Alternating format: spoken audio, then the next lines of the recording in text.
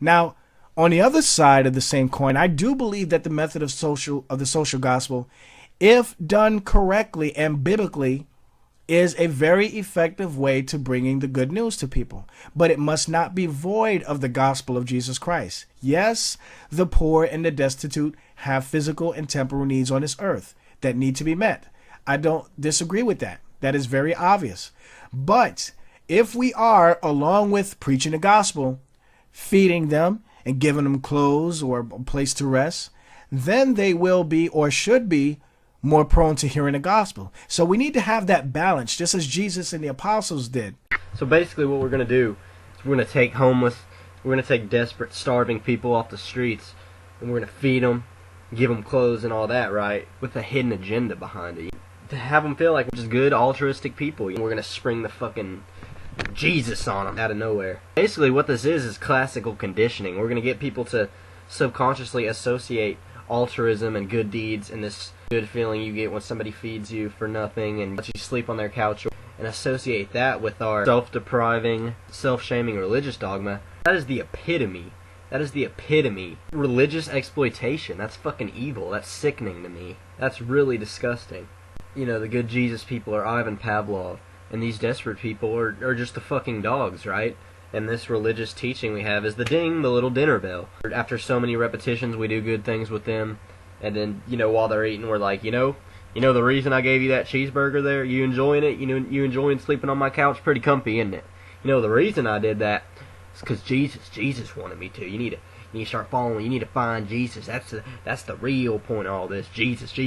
And we get them to associate that. Ding the dinner bell every time we do something good for them. Eventually, after enough repetitions, they'll start thinking of Jesus, right? Jesus, I associate, it's like a fucking commercial. The little funny commercials, and then there's a little funny joke, and you associate the little funny joke with their product. It's just like that. It's condescending exploitation. I'm in a good position, I've got money, and I'm well-to-do, and I can feed you, and I've also got the answer, the spiritual answer for your life.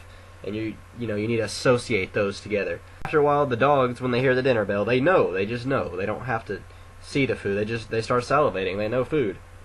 But these people are people. They have a higher level of consciousness and awareness. They can kind of notice correlation. They can make more neural connections than a dog. Associate your religious teachings with the food and the good deeds. And they're like, maybe there is something to this. But in reality, there's nothing to this.